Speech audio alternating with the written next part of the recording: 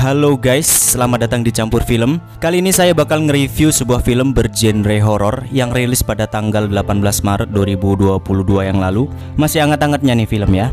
Dan film ini dikabarkan menjadi film terlaris saat ini di negara asalnya Taiwan. Dikarenakan ceritanya yang pasti bikin bulu kuduk merinding setiap orang yang nonton, termasuk juga saya nih.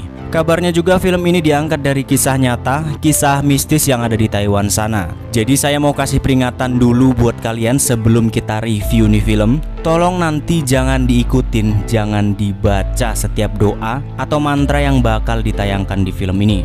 Kalau kalian masih tetap ngeyel mau baca doa atau mantranya, saya nggak tanggung jawab. Resiko kalian tanggung sendiri. Oke, film kali ini sudah dipastikan horor bingit. Langsung aja kita ke alur filmnya. Dan ini dia.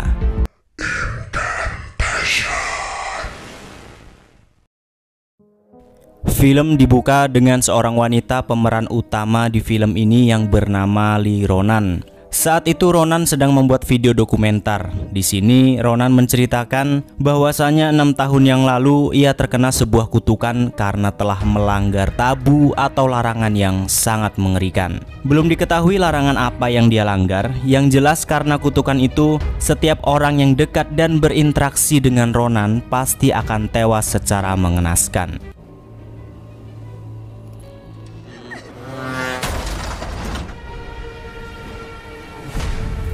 Ronan membuat video dokumenter ini karena berharap siapapun yang melihat video ini bisa membantunya lepas dari kutukan mengerikan itu. Dan untuk berjaga-jaga agar tidak terjadi sesuatu juga buat kita yang nonton, Ronan pun menyuruh kita untuk mengikuti mantra yang akan ia bacakan. 请看着这个符号，知道如果你愿意留下来，跟着我一起念。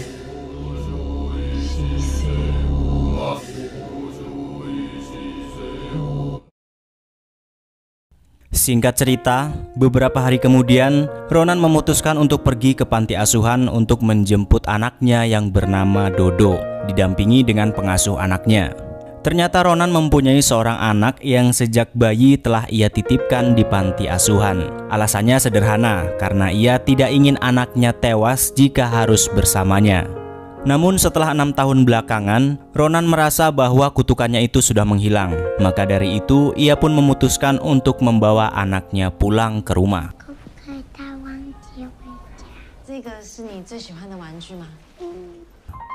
Ya, walaupun Ronan adalah ibunya, tentu Dodo tidak mengenalinya karena sejak bayi, manajer panti asuhan yang bernama Ming inilah yang mengasuh Dodo. Manajer itu pun terus membujuk Dodo untuk ia mau pulang bersama Ronan. Dan akhirnya Dodo pun mau menerima Ronan sebagai ibunya.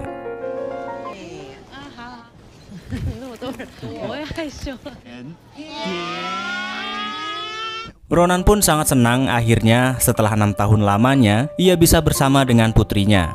Namun baru 1 hari saja Ronan membawa Dodo bersamanya, suasana mistis dan kejadian aneh pun terjadi di rumahnya. Awalnya Ronan tidak memperdulikan kejadian-kejadian itu karena dia berpikir positif bahwa kutukannya telah lama menghilang.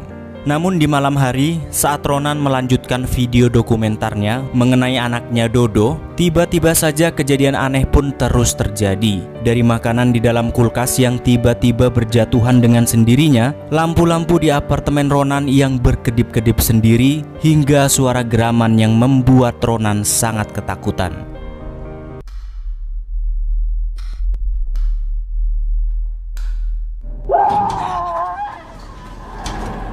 Ronan pun lantas bergegas menuju kamar Dodo untuk memeriksanya. Ternyata Dodo masih ada di kamarnya tertidur dengan pulas. Namun saat Ronan kembali dari kamar mandi karena keran toilet yang tiba-tiba hidup sendiri, Dodo pun ternyata sudah tidak ada di kasurnya. Ternyata Dodo merangkak dan berlari keluar kamar.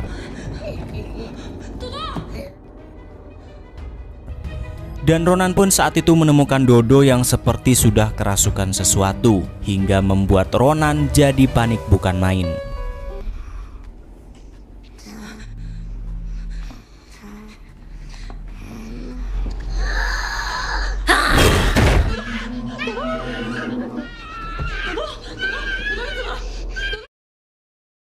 Dan kita kembali ke 6 tahun yang lalu sebelum Ronan terkena kutukan. Saat itu Ronan dan kedua temannya yaitu Dom dan Yuan, mereka menamai diri mereka sebagai pemburu hantu dan mendokumentasikan kegiatan mereka untuk diunggah ke media sosial. Saat itu mereka ingin meliput sebuah terowongan yang sangat misterius dan mereka berniat mematahkan semua tahayul tentang terowongan itu. Namun belum sampai di tempat itu, tiba-tiba kejadian aneh pun menimpa mereka, yaitu ada sebuah patung Buddha yang entah dari mana bisa tersangkut di ban mobil mereka. Ronan pun seketika merasa pusing dan mual-mual, padahal awalnya ia baik-baik saja.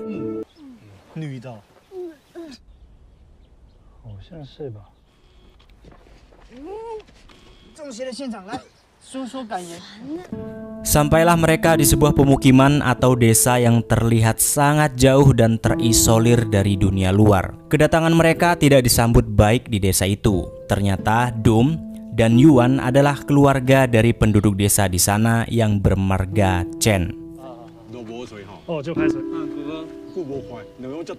Buyut mereka yang melihat Ronan kala itu pun mengusirnya untuk segera pulang, karena doa dan ritual yang akan mereka lakukan hanya diperuntukkan bagi keluarga mereka. Namun setelah bibi buyut mereka melihat garis tangan Ronan, mereka pun mengizinkannya untuk mengikuti ritual keluarga Chen.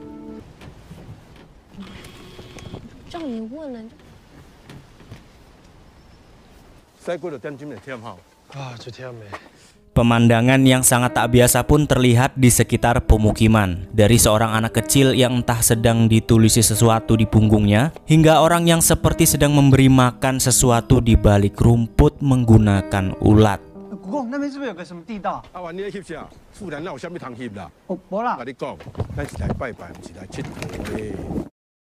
Kita kembali ke masa kini, di mana saat itu Ronan yang sedang bekerja pun dikejutkan dengan banyaknya serangga yang berhamburan di ruang kerjanya. Dan saat itu juga, tiba-tiba Ronan mendapatkan telepon dari sekolah bahwa Dodo yang bersikap aneh dan melukai teman sekelasnya sendiri. Ronan pun menjemputnya ke sekolah dan membawanya pulang.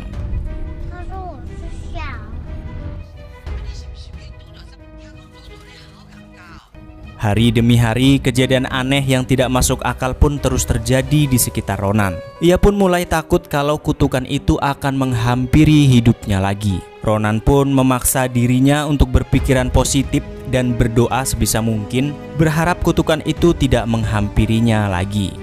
Namun tiba-tiba, teriakan Dodo pun mengejutkan Ronan.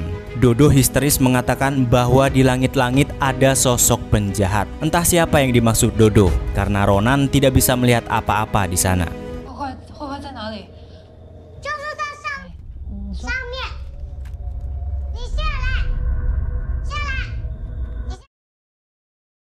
Singkat cerita, Ronan pun mencoba memberi sugesti kepada Dodo agar ia tidak lagi memperdulikan sosok penjahat yang selalu ia lihat di langit-langit. Namun tiba-tiba tercetus dari bibir Dodo dengan pertanyaan yang sungkar untuk Ronan jawab, yaitu Dodo bertanya apakah ia selama ini membuangnya karena takut akan penjahat yang Dodo lihat selama ini.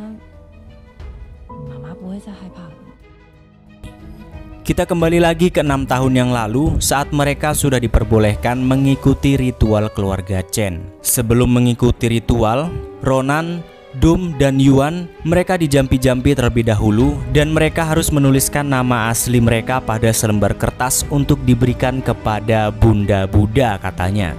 Ketika nama sudah diberikan, mereka pun dilarang untuk menyebut nama asli mereka lagi di tempat itu. Entah apa alasannya, nanti kita akan tahu.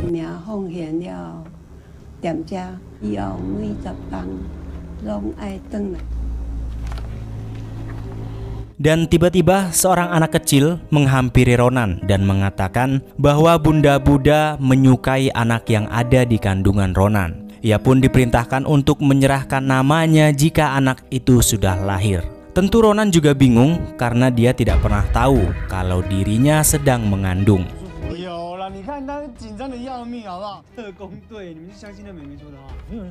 Tidak ingin membuang waktu, mereka pun kembali merekam kegiatan ritual keluarga Chen yang terlihat sangat menyeramkan secara diam-diam. Ternyata anak kecil tadi mengetahui bahwa Ronan dan kawan-kawan sedang mengintip ritual mereka. Anak itu pun lantas mengajak mereka ke suatu tempat untuk bermain. Namun hanya Ronan yang diperbolehkan bermain dengannya.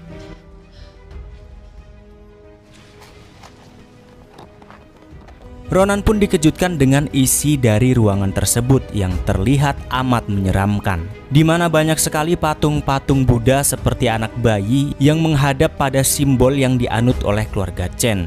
Juga terlihat sebuah lukisan di langit-langit yang terlihat amat menyeramkan dengan gambar wajah yang meneteskan darah. Anak tadi mengatakan kepada Ronan bahwa dia telah dipilih oleh para dewa dan sebagai bukti telinganya pun dipotong lalu dipersembahkan untuk para dewa. Dan horornya lagi, anak itu meminta Ronan untuk bermain dengan seekor katak dan memberi makan katak-katak itu dengan menggunakan rambut. Dan tiba-tiba patung yang menghadap dinding tadi pun berbalik ke arah Ronan.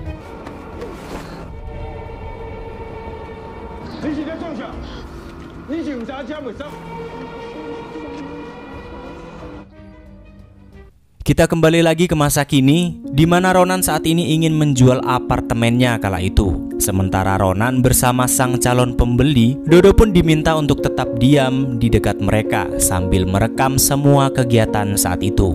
Namun samar-samar Dodo pun seperti dipanggil oleh sesuatu yang menyuruhnya untuk naik ke lantai atas. Dan tiba-tiba, ya, Dodo pun lompat dari gedung apartemen itu. Namun anehnya, Dodo masih sehat walafiat dan memanjat kembali ke atas.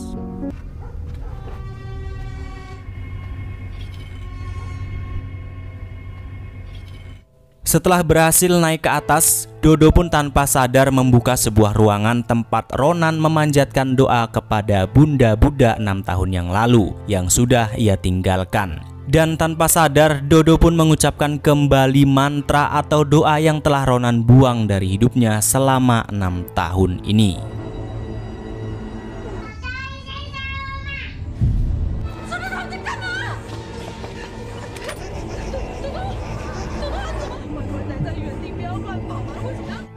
Setelah kejadian itu, ternyata Dodo mengalami kelumpuhan pada saraf-saraf motoriknya. Manajer Ming pun menghampiri Ronan untuk memberikan sebuah jimat yang bertuliskan nama Dodo di dalamnya. Tentu itu membuat Ronan menjadi amat takut karena ternyata sesuai perjanjian 6 tahun yang lalu bahwa nama Dodo harus diserahkan kepada Bunda Buddha seperti yang mereka lakukan dahulu.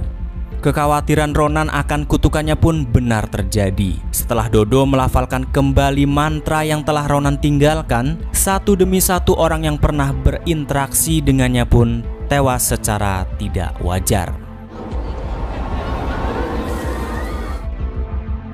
Karena Ronan dianggap lalai dan membahayakan anaknya Dodo, maka pengadilan pun memutuskan untuk mengambil hak asuh Dodo. Namun karena Ronan tidak ingin berpisah dengan anaknya, ia dengan manajer Ming pun membawa kabur Dodo saat akan diambil oleh pengadilan.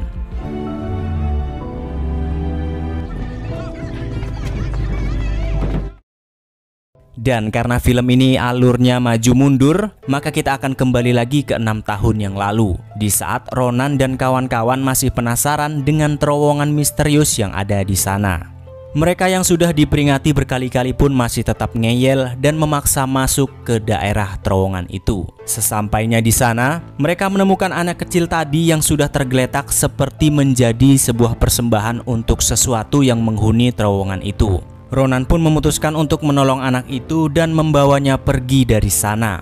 Namun si Dongo Yuan tetap ngeyel ingin memasuki terowongan itu dan tidak menghiraukan larangan para buyutnya. Tanpa rasa khawatir dan takut sedikit pun, Yuan pun malah menghancurkan pintu terowongan yang terlihat sudah disegel oleh para buyutnya. Dan disinilah awal semuanya terjadi.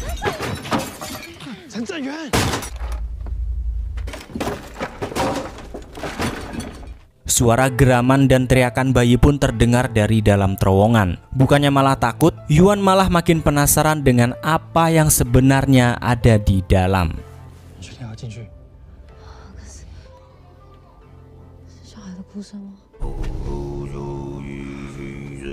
Singkat cerita, setelah beberapa saat Dom dan Yuan masuk ke dalam terowongan, tiba-tiba saja Yuan lari histeris ketakutan keluar dari dalam terowongan tanpa Dom dan meninggalkan Ronan seorang diri di sana.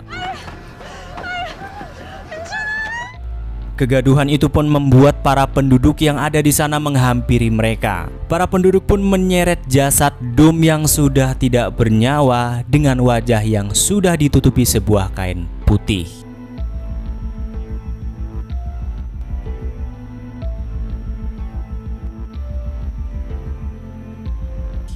Ronan yang sudah kalang kabut pun berlari menuju desa. Tapi di desa itu tiba-tiba saja keadaan menjadi sangat sunyi, seperti sudah tidak ada kehidupan lagi di sana. Ronan hanya melihat Yuan yang seperti sedang kerasukan sesuatu dan memintanya untuk tidak menyebutkan namanya dan juga jasad Dom yang sudah dibakar.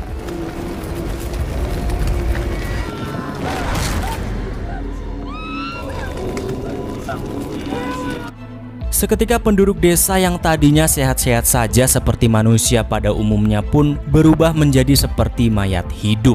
Ronan yang sudah sangat ketakutan pun bergegas pergi dari tempat itu. Kita kembali saat Ronan dan manajer Ming membawa kabur Dodo saat itu, di mana di tengah jalan tiba-tiba saja mereka seperti hanya berputar-putar di daerah itu, dan mobil mereka pun malah mogok di tengah jalan. Dan tiba-tiba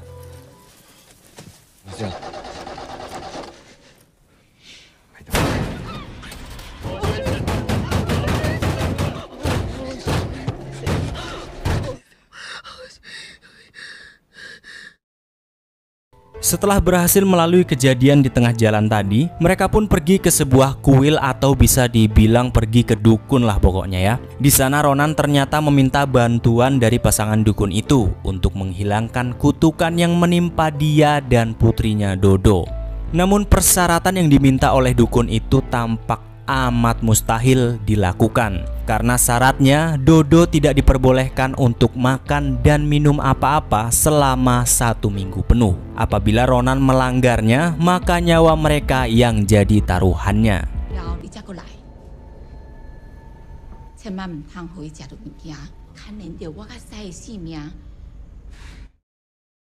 Singkat cerita, setelah beberapa hari berlalu, kondisi Dodo pun semakin memburuk. Ya, karena memang sudah tidak makan selama beberapa hari. Ronan yang kala itu membawa Dodo berobat pun ditolak mentah-mentah oleh dokter yang ada di sana. Alasannya Dodo harus makan terlebih dahulu baru boleh berobat. Karena Ronan yang tidak mau melanggar pantangan dari dukun tadi, terpaksa Ronan pun melihat tutorial untuk menginfus dari YouTube agar Dodo bisa makan melalui selang infus.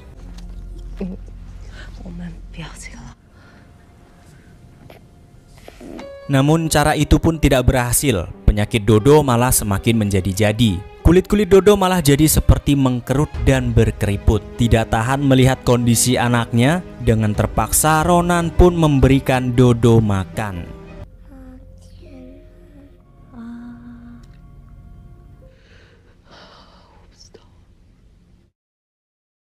Lalu kita beralih kepada Ming yang saat ini sedang menyelidiki video rekaman Ronan 6 tahun yang lalu saat mereka berada di ritual keluarga Chen.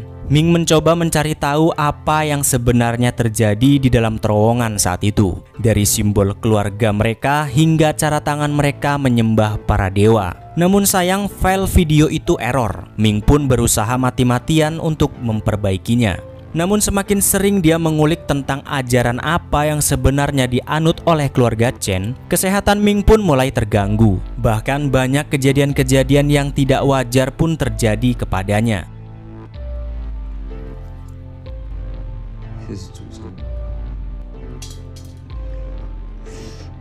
Lantas Ming pun juga mencoba bertanya kepada seorang biksu tua yang berada di Yunan, yang katanya biksu ini biksu tertua di dunia dan mengetahui semua tentang ajaran keluarga Chen.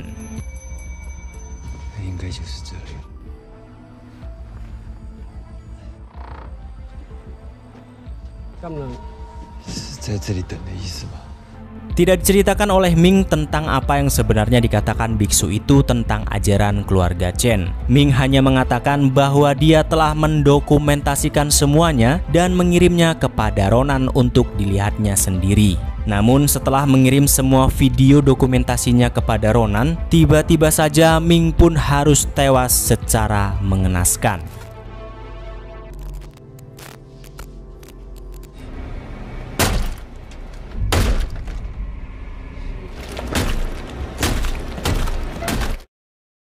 Beralih kepada Ronan yang kala itu sudah tidak tahu harus berbuat apa, sedangkan keadaan putrinya Dodo kian hari semakin memburuk, bahkan sudah sangat tidak wajar, di mana sekujur tubuh Dodo dipenuhi dengan lubang-lubang yang di dalamnya terdapat ulat-ulat yang begitu banyak, hingga saya yang melihatnya pun sangat jijik dan ngilu sendiri.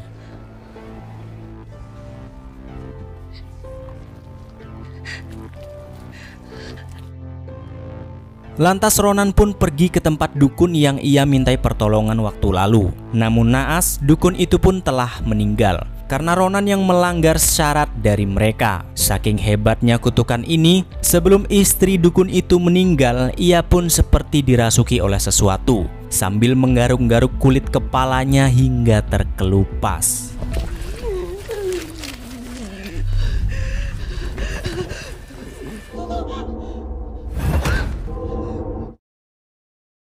Ronan yang sudah tidak bisa berbuat apa-apa pun lantas membawa Dodo ke rumah sakit untuk mengobati kulitnya yang sudah sangat parah.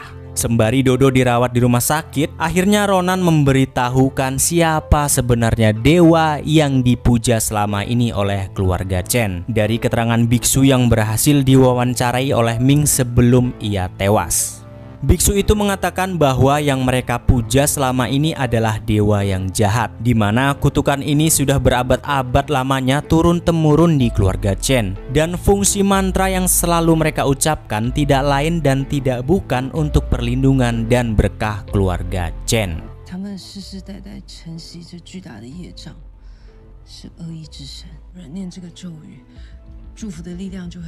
Lalu kita akan diperlihatkan video tabu yang berhasil Doom dan Yuan rekam di dalam terowongan sebelum mereka akhirnya tewas. Awalnya mereka hanya menemukan beberapa sesajen yang ditaruh di dalam terowongan itu. Namun semakin dalam mereka pun menemukan banyak sekali cermin di sana. Dan juga kain-kain yang membentang seperti mantra penyegel yang seperti menyegel jalan terowongan itu. Namun tanpa menghiraukannya, mereka berdua pun meneruskan penelusuran.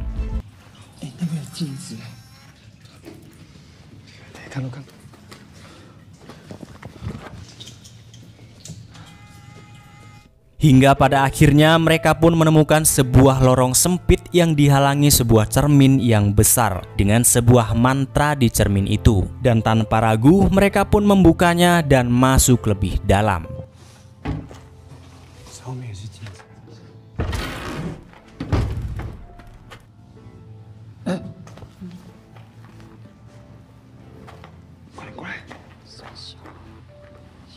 Sampai di akhir terowongan, mereka pun menemukan sebuah patung yang sangat aneh dengan memiliki banyak tangan dan wajah yang ditutupi sebuah kain merah. Doom pun mencoba membuka kain penutup di wajah patung itu dan tiba-tiba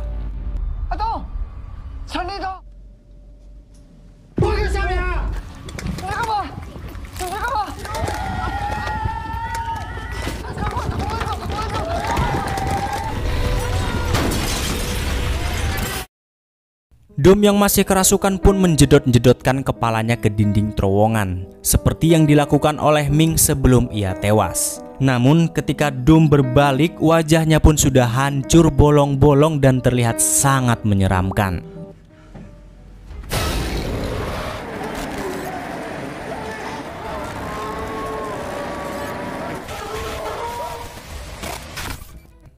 Setelah memperlihatkan video itu, Ronan pun menuliskan mantra di sekujur tubuhnya dan mendatangi kembali terowongan itu seorang diri.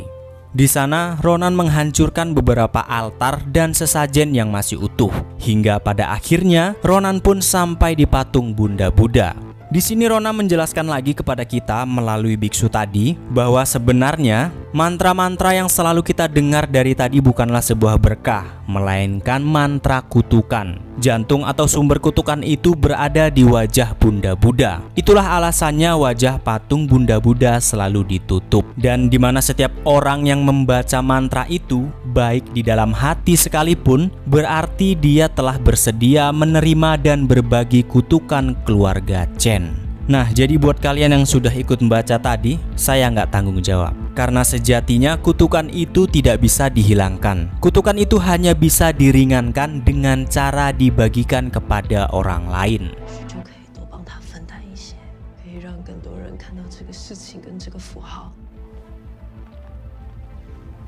Sambil terus melafal mantra itu, Ronan pun mulai menutup matanya sambil perlahan-lahan membuka penutup wajah Bunda Buddha.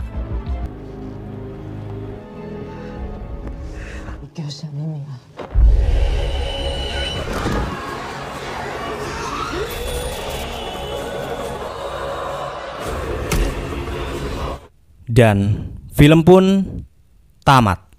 Sumpah, walaupun ini cuman film, tapi berhasil bikin saya merinding disco dan merasakan juga hawa-hawa kutukan Ronan. Mungkin karena film ini diangkat dari kisah nyata mungkin ya. Buat kalian yang udah ikut baca mantra-mantra yang tadi, siap-siap aja lah pokoknya ya.